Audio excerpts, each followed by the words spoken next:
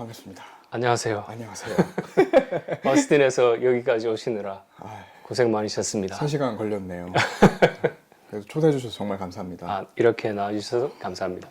자기소개 부탁드립니다. IBM에서 개발자로 일하고 있고요.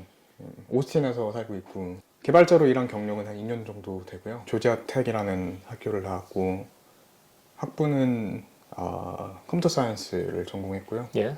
그다음에 대학원도 조지아텍에서 나왔는데 그 석사 학위를 컴퓨터 사이언스, 머신러닝 쪽으로 공부를 했습니다. 예. 특별히 소프트웨어 엔지니어가 되고자 한 이유가 있나요? 제가 어릴 적의 꿈은 사실 개발자는 아니었어요. 저는 그냥 여태 다른 아시아 애들처럼 그냥 의사가 되고 싶었는데 부모님도 의사가 되기를 원하셨고 예. 근데 고등학교 때 제가 의사가 되고 싶은 사람들을 위해서 예. 여러 보건 수업들, 헬스 클래스라고 하죠. 아. 그런 것들을 좀 많이 들었었는데 그 수술 장면들을 많이 보여주더라고요. 수술 장면을 봤었을 때 제가 현기증이 나더라고요. 현기증이 나가지고 되게 이 필드는 저한테 맞지 않겠구나라는 생각이 많이 들어가지고 그때 좀 마음을 돌려서 다른 쪽으로 알아봤던 것 같아요. 그래서 제가 10학년 때인가 그때 제 기억으로는 AP 컴퓨터 사이언스 A라는 수업을 들었거든요. 고등학교 예. 수업입니다. 근데 그때 그게 제 코딩의 첫 시작이었던 것 같아요. 그거에 되게 흥미를 많이 느껴가지고 그때부터 좀 코딩에 좀 입문하게 되고 그때 이후로 되게 공대에 진학해야겠다라는 그런 생각을 많이 먹었던 것 같아요. 현명하게 그 커리어 선택을 빨리 잘 하신 것 같아요. 왜냐하면 제 와이프 같은 경우는 치과 간호사가 되고 싶어서 학교를 갔어요. 가서 실습을 나갔는데 그 이빨이 완전 엉망인 사람, 그 사람 치료를 돕다가 그만둔 경우예요. 아이고. 빨리 진로를 잡으신 게 참 잘하신 것 같네요. 돈을 빨리 벌고 싶은 게 아니었을까 그런 생각이 아닌가라는 생각이 드네요. 예. 첫 취업에 관한 얘기를 해주시겠어요? 첫 인턴십을 잡았을 때는 제가 이게 3학년 때인가 4학년 때인가 그때쯤이었던 것 같아요. 그때 커리어페어에 가서 여러 회사들과 얘기를 하고 저의 이목을 끈 회사가 하나 있었어요. 예. 그게 바로 저의 전 직장인데 거기서 좋은 기회가 돼가지고 뭐 매니저분하고도 얘기를 하고 그래가지고 인턴십을 받고 그 다음에 인턴을 하고 그 다음에 대학원 때도 인턴을 한번 할 수 있는 기회가 있었습니다. 그때 정직원 오퍼를 받아가지고 첫 취업을 하게 된 거죠. 네. 그 인턴 2번 한 경험을 토대로 그 정직원 오퍼를 받은 거네요. 그렇죠. 네. 인턴 생활을 굉장히 잘 했던 것 같아요. 열심히 하려고 했습니다. 예. 인턴 그 컨버전 오퍼라 하죠. 예. 그 정직원 오퍼 그거 받으려고 열심히 했던 것 같습니다. 네. 그게 가장 그 이상적인 그 첫 그 직장을 잡는 방법 같아요. 예, 아무래도 인턴을 함으로써 좀 편하잖아요. 그렇죠. 그 회사가 그 사람을 알 수 있는 바로 직접적인 기회를 주니까. 예. 그리고 또 마지막에 매니저가 이베루에이션을 통해서 이 사람한테 리턴 오퍼를 줄 것인가 말 것인가 예. 그런 게 결정되니까 그게 아마 가장 편리하고 쉬운 방법이 아닐까 하는 생각이 그런 들어요. 것 같아요. 이제 정직원이 돼서 출근해도 서로 익숙한 상태이기 때문에 훨씬 적응하기 쉬울 거고. 원래 있던 팀으로 돌아가게 되면은 되게 그렇죠.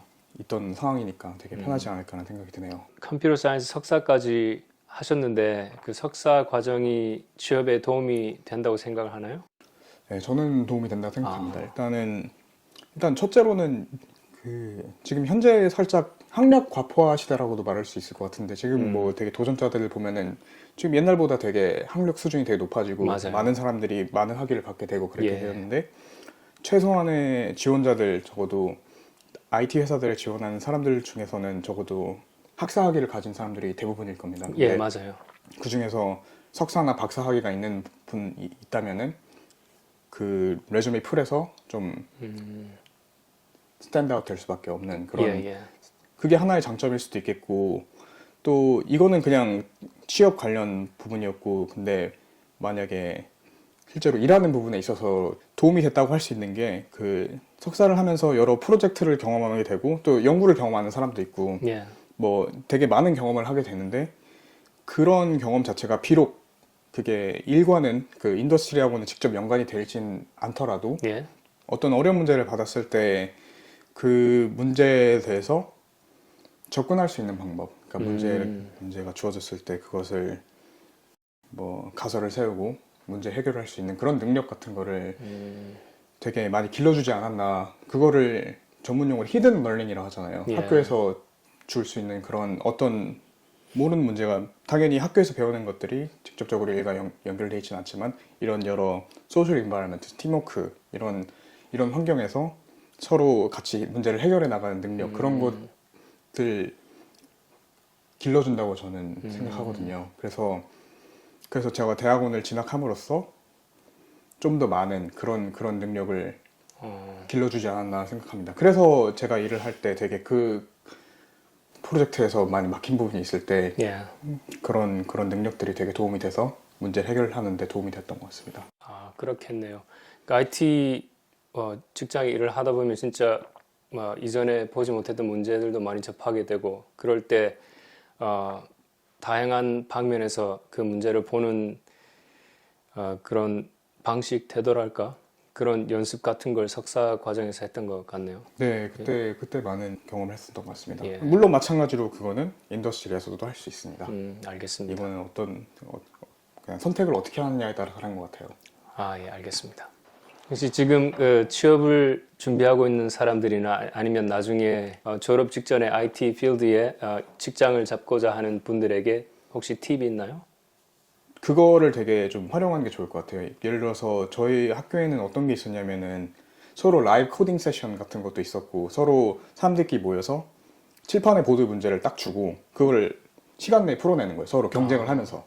그 학생들이 자발적으로 한 건가요? 아니면 교수님이 자발적으로 하는 겁니다. 자발적으로 좀 클럽 같은 게 있어가지고 그런 걸 한 거고 굉장히 좋은 것 같네요. 또 그런 것을 하면서 서로를 알아가게 되고 그러면서 예. 또 네트워킹도 하게 되고 그러면서 또 되게 좋았던 게 하나가 선후배들끼리 또 막 인터뷰도 해주고 그랬거든요. 막 인터뷰 살짝 실제 인터뷰 하는 것처럼 문제를 던져주고 네. 그런 인터뷰 보는 것처럼 하는 형식으로 그런 것도 정말 도움이 많이 됐던 것 같아요. 아, 그렇겠네요. 그래서 그런 리소스가 있다면 그런 거를 학교에 분명히 있을 겁니다. 그래서 그런 것들 한번 찾아봐서 그런 것을 한번 유틸라이즈 하는 게 좀 되게 좋지 않나 예. 생각이 듭니다.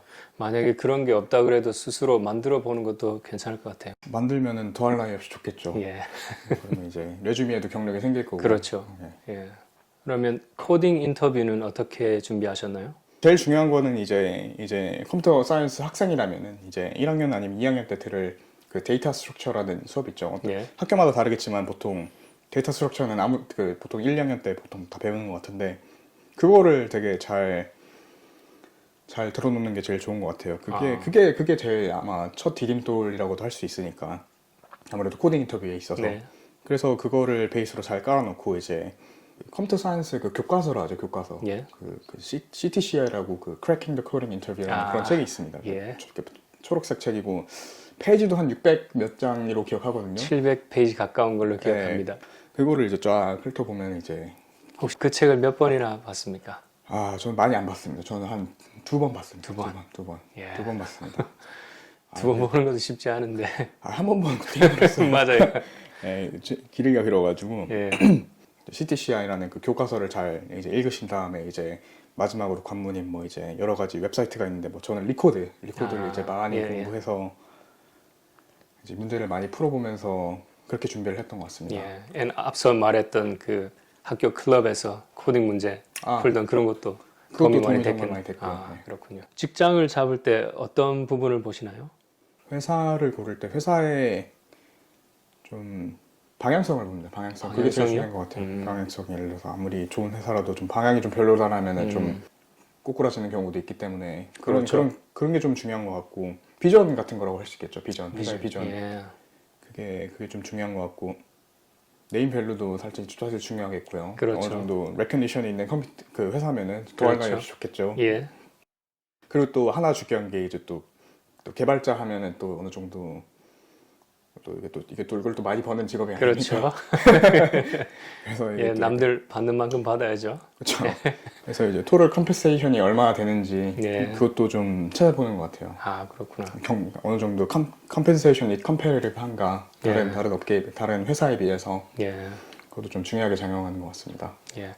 굉장히 좋은 답변 같아요. 특히 첫 부분 그 회사의 방향성, 비전 같은 걸 보신다 그랬는데 그게 생각보다 굉장히 중요한 것 같아요. 왜냐하면 내가 생각하는 가치랑 회사가 나가는 방향이 틀릴 경우 그 일을 오래 하기 힘들 것 같아요. 그렇죠. 예전에 하실 예로 제가 알던 분이 독실한 기독자 분이셨는데 IT 호스팅 하는 회사에 자리가 있었어요. 근데 거기 안 갔어요. 왜냐하면 그 호스팅 하는 회사에 좀 부적절한 그런 웹사이트들도 많이 있었거든요. 만약에 그분이 그 일자리를 잡았다면은 분명 오래 일을 못했을 것 같아요. 그 첫 번째 답변 방향성 그게 마음에 많이 와닿네요. 예. 그렇죠. 새로운 기술이나 트렌드 같은 걸 어떻게 따라가시나요? 흥미로운 기술이 나왔다 하면은 그 기술이 어떤 건지 좀 익숙해질 필요가 있다고 생각되는 거면 그 개인적으로 프로젝트를 뭐 스몰 프로젝트를 하다가 아주 간단한 거를 만들어서 살짝 시도해보는 그런 경향이 있고.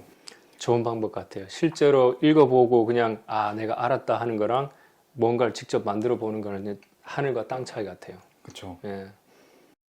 그리고 일과 관련된 그런 트렌드 같은 경우에는 항상 뭐 뉴스 같은 거를 읽어가지고 뭐 데브 포스트 같은 거를 읽어가지고 익숙해지기 뭐 알려고 하는 편입니다. 그 뉴스 같은 걸 정기적으로 읽나요? 아니면은 생각날 때마다 보나요?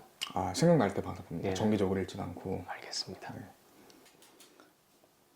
이거는 다시 할까요? 아니요, 괜찮아요. 자연스럽게. 문제를 받았을 때 이거 편집해 주세요. 일단 쉽지 않아요.